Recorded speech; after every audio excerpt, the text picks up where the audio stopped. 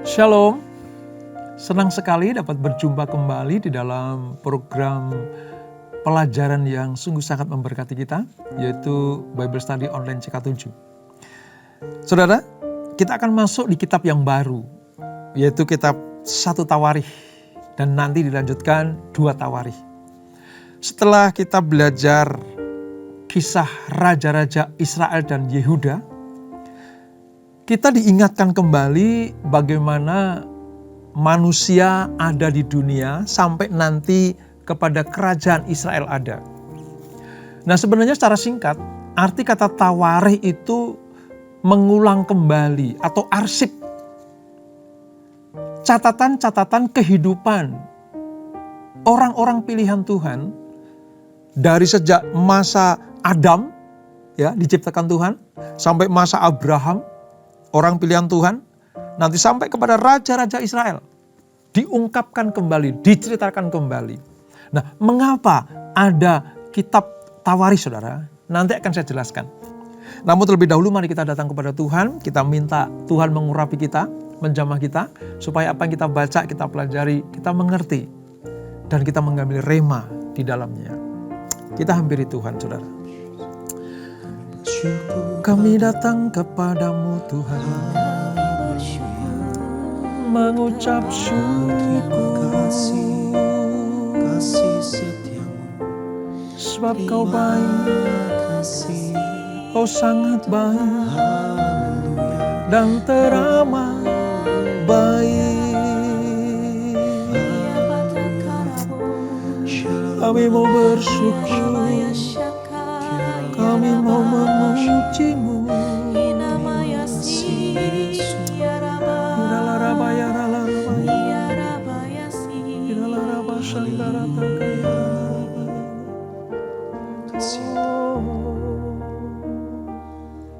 Aku hendak bersyukur pada Tuhan karena keadilan-Nya dan bermazmur bagi nama Tuhan yang maha tinggi. Ya Tuhan, Tuhan kami, betapa mulianya nama-Mu, Tuhan kami, dimuliakan atas seluruh bumi.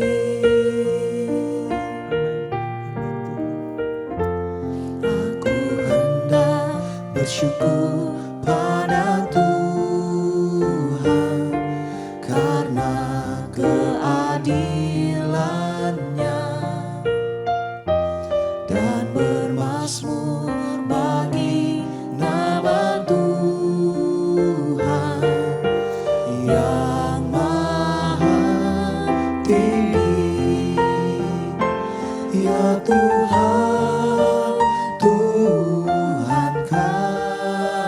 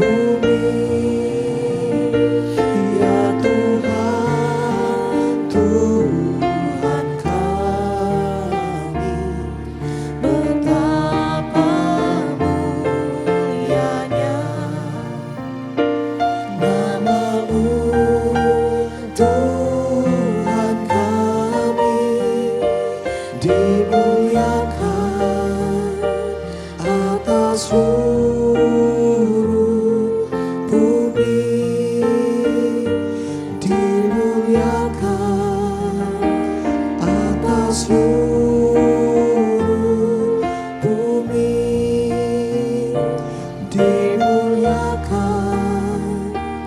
atas seluruh bumi.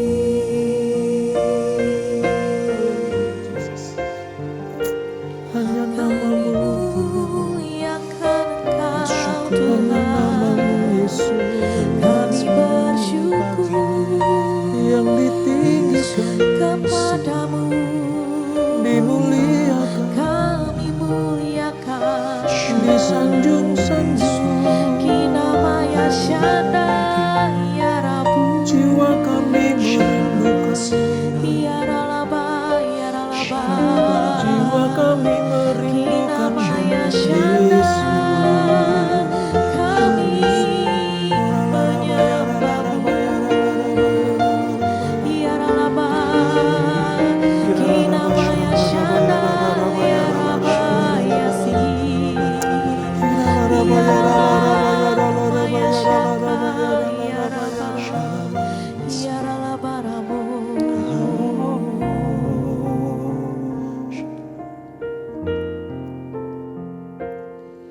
Jiwaku merindukanmu, ya Allah yang hidup. Jiwaku haus kepadamu, ya Allah yang hidup. Jiwaku merindukanmu, ya Allah yang hidup. Jiwaku haus kepadamu, ya Allah yang hidup. Ku bersyukur kepadamu, sumber pengharapanku, penolongku dan Allahku. Tiada yang sepertimu. Ku bersyukur kepadamu, sumber pengharapanku, penolongku dan Allahku. Tiada yang sepertimu. Ku bersyukur kepadamu, sumber pengharapanku, penolongku dan Allahku. Tiada yang sepertimu.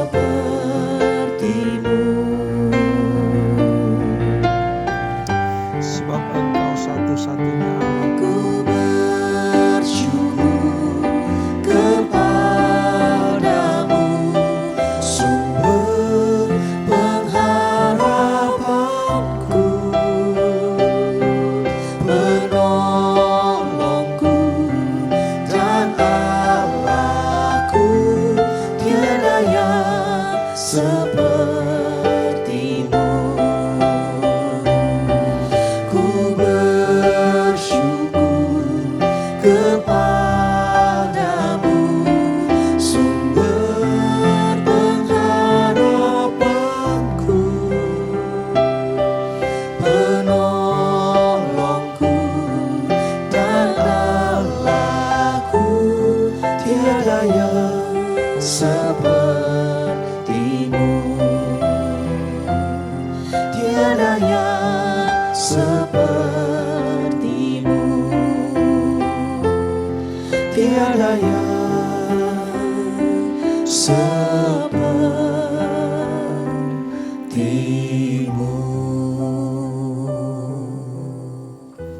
Ini pengakuan kami ya Tuhan, anak-anak-Mu, bahwa tidak ada Allah seperti Engkau. Tidak ada pribadi yang menyamai Engkau. Engkau sumber pengharapan kami, Engkau sumber pertolongan kami. Terpercaya dan sungguh terbukti bahwa Tuhanlah yang selalu memegang, menopang hidup kami. Sebentar kami akan melanjutkan pembelajaran kami ya Tuhan, urapi kami supaya kami mengerti firman-Mu.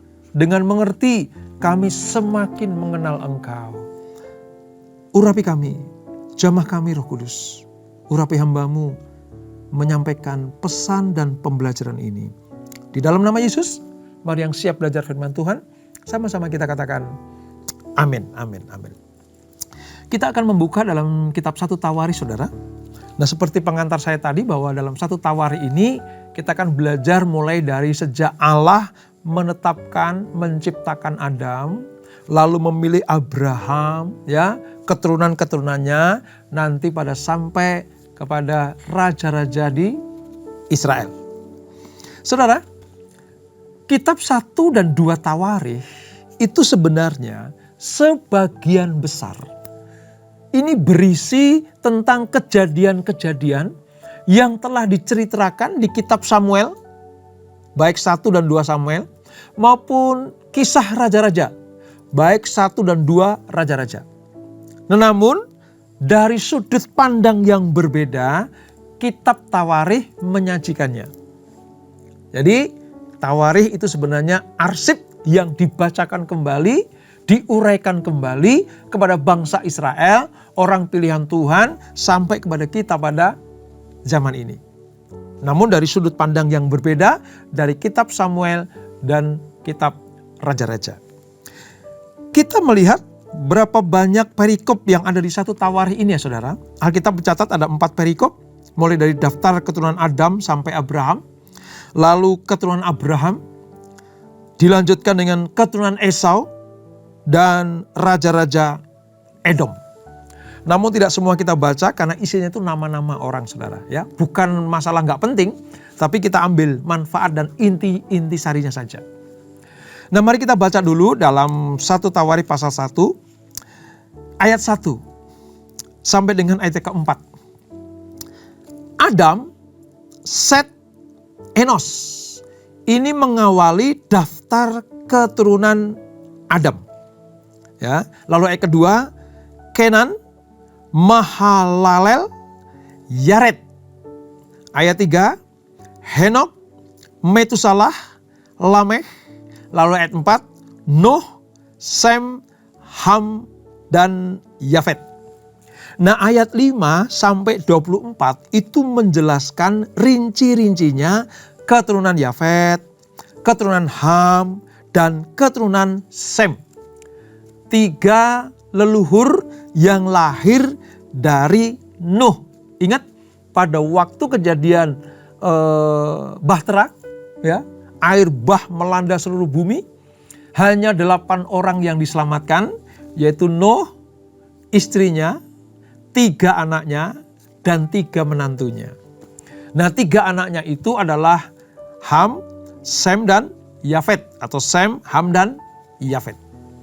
Ini daftar keturunan Adam, ya, sampai kepada Nuh dan keturunannya.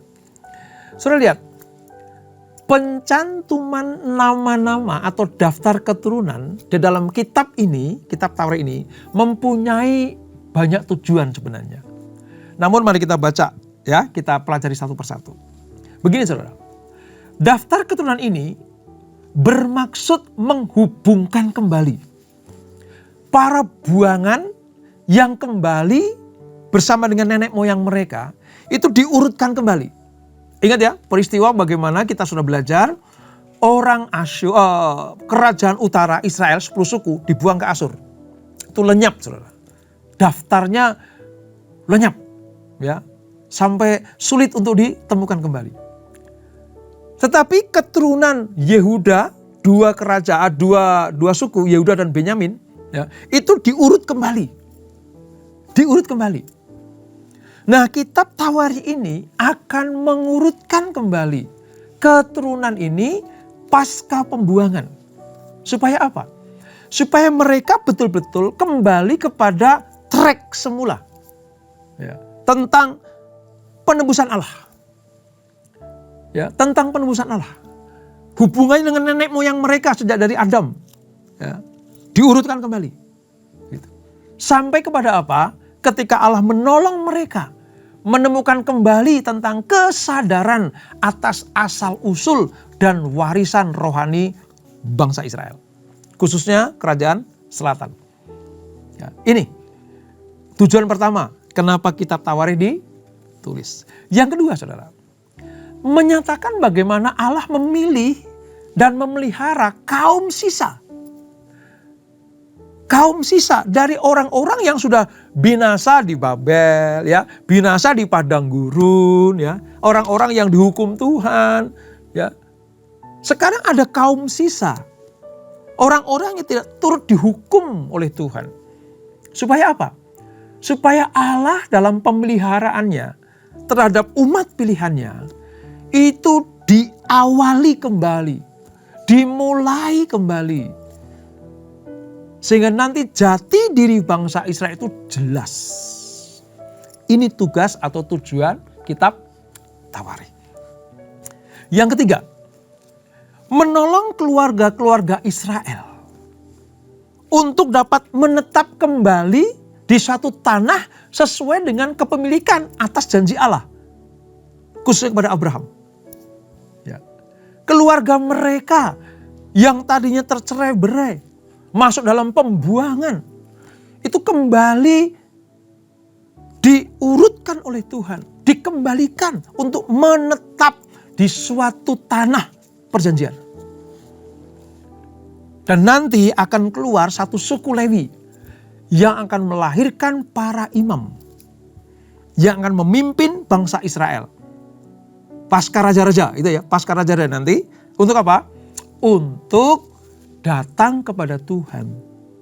Supaya apa? Supaya bangsa ini terpelihara. Bukan hanya jasmaninya, bukan cuma dapat tanahnya, bukan dapat warisan harta bendanya saja, tapi warisan kerohanian atau iman itulah yang akan terpelihara. Karena nanti ada suku Lewi yang akan memimpin mereka. Dan sasaran akhirnya apa, saudara? Nanti Tawarikh akan menelusuri keturunan yang melaluinya Allah akan membawa keselamatan bagi dunia ini. Dari mana? Catat baik-baik, saudara. Keselamatan itu jelas runtutannya. Ya. Ketika Adam diciptakan berbuat dosa, sampai nanti di Kejadian 12 Allah menemukan satu tokoh Alkitab. Satu sosok yang membuat Tuhan mempersiapkan manusia ini. Diberi janji supaya lewat dia dan keturunannya lahir juru selamat, yaitu Yesus Kristus. Dan tokoh itu adalah Abraham. Makanya dalam satu perikop pertama ini keturunan Adam sampai kepada Abraham. Karena tiba-tiba di pasal 12 dari kitab Kejadian muncul satu nama yang sungguh sangat nanti menjadi founding father bagi lahirnya bangsa Israel. Siapa itu? Abraham. Dari Abraham nanti lahir bangsa, yaitu Israel.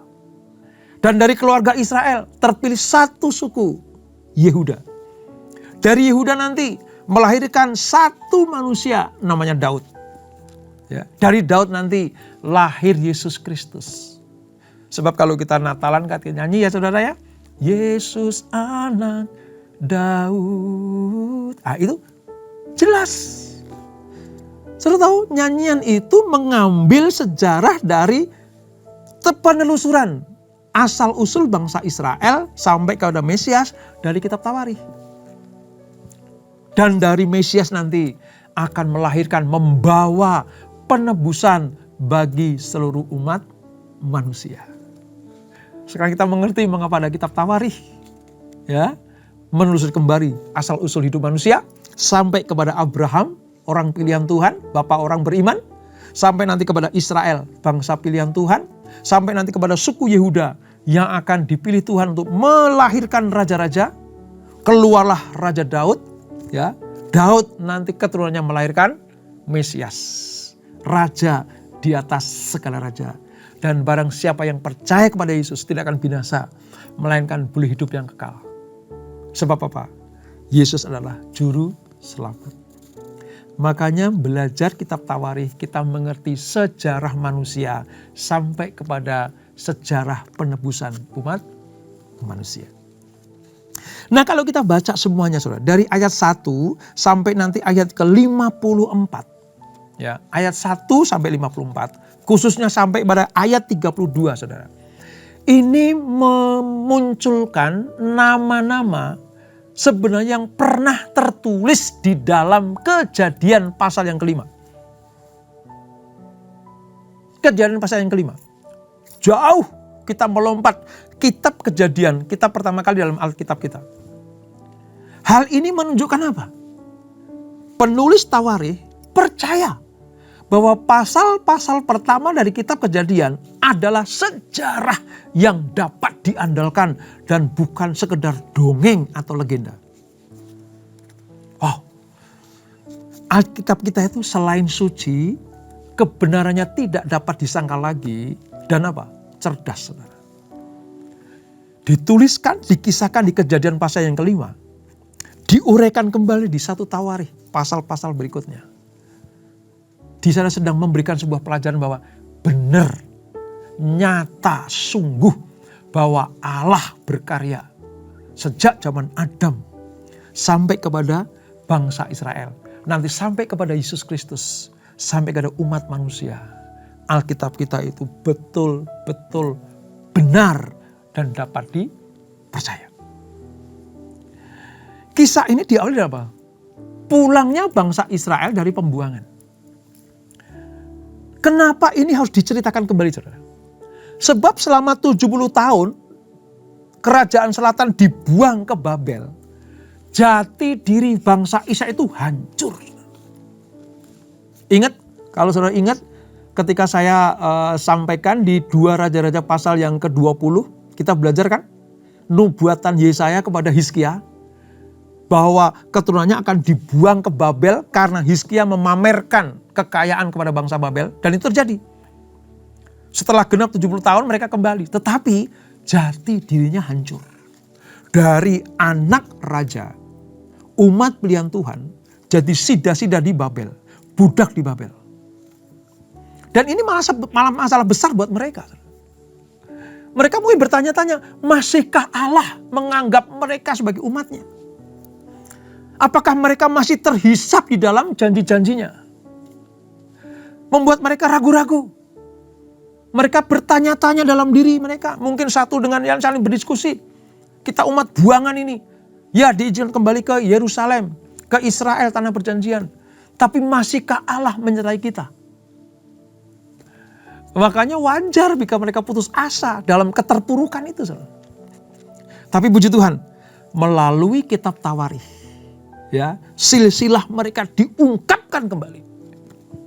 Tawarikh ingin memberikan sebuah keyakinan dan bukti bahwa bangsa Israel pasca pembuangan adalah masih menjadi bangsa istimewa di hadapan Tuhan. Ini tujuan kitab Tawarikh. Sekarang kita mengerti. Ya, bukan yang sekedar arsip, dibacakan kembali, ditulis kembali. Tapi punya tujuan yang luar biasa. Supaya jati diri bangsa Israel tetap percaya, tetap beriman, mengandalkan Tuhan, bahwa mereka adalah bangsa pilihan Allah yang istimewa. Ini tujuan utamanya, saudara. Nah, mari kita lihat silsilahnya dimulai dari mana. Ada 3 bagian utama, saudara. Yang pertama, dari keturunan Adam. Dalam kaitannya Adam sampai Nuh, Israel ditempatkan sebagai apa? Bagian dari umat manusia yang menikmati berkat sekaligus kutuk. Ya. Ingat, sejak dari Adam sampai Nuh, kata bangsa pilihan itu belum ada. Jadi, Israel sudah menjadi embrio. Sudah menjadi calon. Ya, kalau dalam kelahiran udah jadi janin sebenarnya, tapi belum lahir. Mereka masuk dalam apa? Peristiwa bagaimana Allah memberkati, tapi juga Allah yang mengutuk. Karena manusia berbuat dosa, maka keluar air bah. Mereka sama seperti manusia yang lain. Belum dijadikan sebagai bangsa pilihan. Walaupun sudah jadi embrio atau benih atas perjanjian Allah. Nah, bersamaan dengan itu saudara, Allah memilih dengan jelas garis keturunan Set dan Nuh. Ya. Dari 3 anak Nuh ini, nanti yang akan mewarisi menjadikan Israel itu lahir ke dunia itu dari Nuh, Set. Nuh dan Set. Beda dari orang-orang sezamannya. Karena keturunan Set nanti itu bergaul akrab dengan Tuhan. Dengan demikian, bangsa Israel adalah bangsa manusia biasa. Ingat ya, sebelum nanti dipilih manusia biasa. Diberkati kalau taat, dikutuk kalau memberontak kepada Tuhan. Israel masih menjadi manusia biasa seperti bangsa-bangsa lain. Namun keistimewaan mereka adalah merupakan bagian dari leluhur mereka yang terhormat ya dari umat pilihan Allah. Karena dengan jelas Nuh, Set nanti menurunkan keturunan-keturunan terpuji yang takut akan Tuhan, yang mendapatkan berkat-berkat dari Tuhan. Yang kedua, sisilahnya apa? Anak-anak Nuh. Ya. Ayat 4 sampai 27, kita nggak akan baca semuanya. Saya akan jelaskan saja. Itu anak-anak Nuh itu disampaikan. Ya. Ayat 4 mencatat urutan dari apa? Sem, Ham, dan Yafet. Namun penjabarannya itu dibalik. Ingat ya, penjabarannya Sem, Ham, Yafet. Gitu. Namun nanti penyebutannya saudara akan dibalik. Ham, ya, Yafet, Ham dan Sem. Apakah Alkitab lalai atau nggak sengaja membalik urutannya? Nggak saudara. Memang disengaja. Nanti akan kita pelajari. Di dalam penulisan kitab Tawarikh itu biasa kita temui membalikkan urutan nama.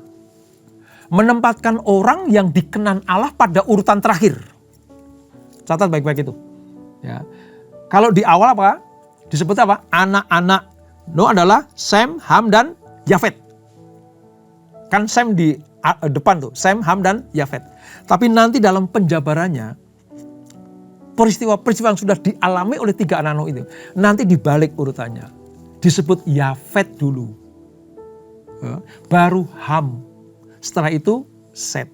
Jadi jangan heran. Kok di atas Sem dulu, kok di bawah Sem belakangan? Kitab Tawarikh punya ciri seperti itu. Mengapa? Mengapa Sem ditaruh di urutan yang terakhir?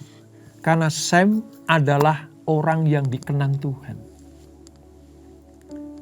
Dari semua keturunan Sem, nanti ditemukan Abraham adalah yang dipilih Tuhan secara khusus.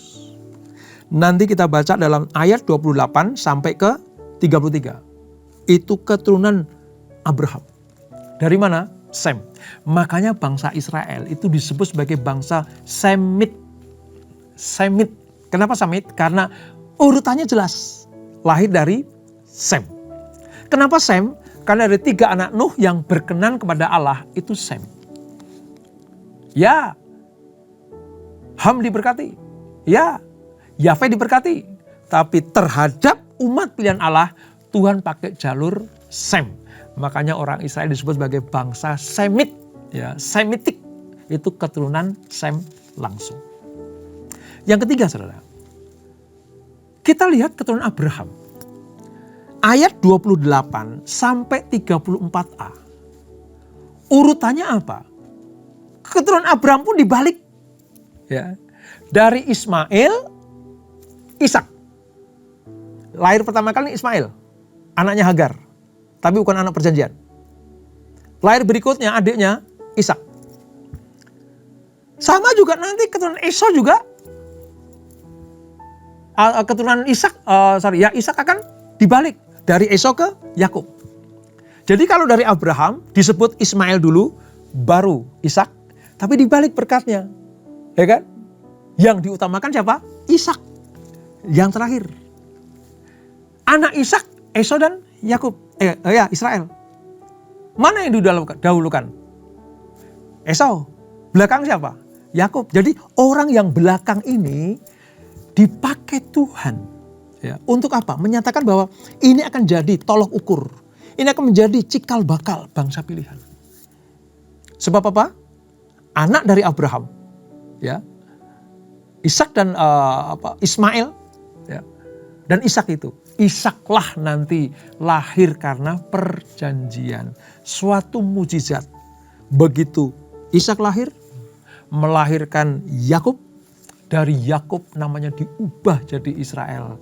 Yang nanti akan menjadi cikal bakal umat pilihan Tuhan. Ini cara mengaturnya kitab Tawarikh seperti itu. Nah, hal ini mengingatkan kita, saudara, bahwa bangsa Israel tidak seperti keturunan-keturunan Abraham lainnya. Israel bukan keturunan dari Ismail. Sebab Israel lahir dari Ishak. Ishak ke Yakub, bukan ke Esau. Dan dari Yakub nanti keluar walaupun 13 anak. Satu perempuan namanya Dina. Tapi yang tercatat sebagai pewaris, ya, janji-janji Allah dari Abraham kepada anak-anaknya adalah 12 suku Israel. Baik Ishak maupun Yakub hidup atas janji-janji Allah. Ini bukan karena lahirahnya atau alamiahnya atau hak berdasarkan urutan kelahiran belaka. Tapi ternyata Allah memilih orang yang hidupnya benar. Dan kok ya kita bisa melihat yang terakhir itu yang hidup benar gitu loh. Ya. Yang disebut terakhir itu yang hidup benar. Tadi Sem, ya, yang terakhir. Lalu Ishak yang terakhir. Yakub juga yang terakhir. Karena itu, ke-12 suku Israel pun harus menghayati keutamaan mereka. Bukan karena keturunan belaka, tapi karena pilihan Allah yang memungkinkan mereka hidup berbeda dengan keturunan-keturunan Abraham yang lain. Pelajaran pertama buat kita begini. Yes, kita sama dengan manusia yang lain. Seperti Israel sebelum zamannya Abraham. Sama seperti orang-orang lain. Tapi ingat, Allah punya keputusan untuk memilih kita, saudara dan saya. Dibedakan menjadi istimewa karena kita bangsa pilihan. Orang-orang pilihan. Surat Petrus dengan tegas mengatakan, kamulah bangsa yang terpilih. Imamat yang rajani. Umat kepunyaan Allah. Supaya apa? Melakukan perbuatan-perbuatan baik, memberitakan kasih karunia Allah. Dan banyak orang percaya kepada Yesus dan diselamatkan. Lewat siapa? Lewat saudara dan saya. Kalau zaman dulu lewat Israel, bangsa pilihan Tuhan. Supaya bangsa-bangsa lain diselamatkan karena pilihan Allah itu. Nah, dari satu Tawarikh ini kita melihat bagaimana runtutan sejak dari Adam sampai Abraham dan melahirkan keturunan-keturunan berikutnya. Itu diungkapkan kembali, diceritakan kembali supaya Israel percaya diri, pulih jati dirinya setelah dibuang 70 tahun ke Babel. Kadang-kadang saudara, masa-masa hukuman Allah, didikan Tuhan, itu kadang membuat kita terpuruk. Sama seperti Israel, Yehuda terpuruk di Babel. Kadang kita merasa bahwa masihkah Tuhan mengasihi kita? Masihkah Allah berbelas kasihan kepada kita? Aku sudah berbuat dosa. Aku mengalami pembuangan. Aku dikucilkan. Aku dihukum Tuhan. Yes. Dosa itu akibatnya hukuman Tuhan. Tapi kalau Tuhan sudah memiliki atau memberikan masa penghukuman selesai. Kita bertobat. Seperti Israel kembali ke tanah kelahirannya. Tanah perjanjiannya dari Babel itu. Dan mereka harus dikuatkan kembali. Jati diri mereka dikuatkan kembali. Sama seperti kita. Selama kita masih tercatat dalam kitab kehidupan. Kadang kita masih tergelincir oleh karena dosa. Allah menghukum. Allah cambuk kita. Jewer kita. Kita mengalami masa-masa penghukuman itu. Berdiam diri. Ya, bertobat. Merendahkan hati di depan Tuhan. Mencari wajah Tuhan. Dan saudara tahu. Kalau masa penghukuman selesai. Allah perlu menguatkan diri kita. Lewat apa? Ingatan tentang siapa kita. Seperti kitab Tawarikh memberikan peringatan kepada bangsa Israel. Siapa kalian? Kamu itu umat pilihan Tuhan. Sejak dari Adam sampai Abraham, Ishak, Yakub, Daud, Yesus Kristus. Kamu itu umat pilihan Tuhan. Dari belajar kitab Tawarikh kita tahu sekarang. Bagaimanapun juga kita adalah umat pilihan Tuhan. Kalau dari Tawarikh itu dari jalur darah dan daging. Darah dan daging. Tapi kita bukan keturunan Israel secara darah daging. Kok kita disebut sebagai umat pilihan? Dari jalur mana? Jalur Yesus Kristus. Galatia bilang begini, saudara. Pasal yang ketiga. Ya. Siapa yang percaya kepada Kristus adalah anak Abraham dan berhak terima janji Allah.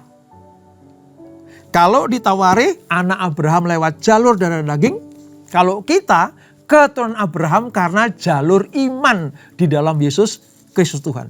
Itu dahsyatnya Alkitab kita dan hebatnya pemilihan Tuhan atas orang Israel dan kita yang percaya kepada Allah Abraham, Ishak dan Yakub, yaitu Tuhan Yesus Kristus. Dan itulah pentingnya kitab Tawarikh, supaya kita diingatkan kembali. Saudara dan saya adalah umat pilihan Tuhan. Kita tundukkan kepala. Bapak, terima kasih untuk anugerah-Mu. Dari awal kitab 1 Tawarikh ini kami belajar. Israel kembali dikuatkan, dipulihkan jati dirinya setelah pembuangan 70 tahun di Babel. Supaya mereka ingat, mereka adalah umat pilihan Tuhan. Supaya mereka tegar kembali, pulih kembali, kembali ke Yerusalem, membangun kerohanian, memperbaiki kehidupannya, baik jasmani maupun rohaninya. Baik sudah dibangun kembali, tembok Yerusalem dibangun kembali, supaya mereka kembali menjadi jati diri umat pilihan Tuhan. Dan pentingnya kitab Tawarikh seperti itu. Diarsipkan dan disampaikan kembali. Pun demikian dengan kami ya Tuhan. Kami jadi bangsa pilihan. Umat pilihan Allah. Percaya kepada Yesus diselamatkan. Namun kadang masih kami juga berbuat dosa. Harus dihukum Tuhan. Dimurnikan Tuhan. Disanktifikasi Tuhan. Dan kalau kita lulus, kita kembali dipulihkan. Jati diri kami dipulihkan Tuhan. Tetap menjadi umat pilihan Allah. Terima kasih Bapak untuk belajaran dari 1 Tawarikh ini dan kitab Tawarikh berikutnya supaya kami mengerti Allah tetap mengasihi umatnya. Sebelum kami berpisah, kami siapkan hati kami terima berkat yang daripadamu. Kekasih Kristus arahkan hatimu pada Tuhan. Terimalah berkat kasih anugerah dari Allah Bapa yang berlimpah-limpah di dalam anaknya yang tunggal Tuhan Yesus Kristus. Dan persekutuan yang manis dan Roh Kudus menyertai kita semuanya. Mulai saat ini sampai Maranatha. Yesus datang yang kedua kali menjemput kita semuanya. Bertemu di awan-awan yang permai. Menikmati kemuliaan kekal. Sampai selama-lamanya. Yang diberkati, sama-sama kita katakan amin. Tuhan Yesus memberkati.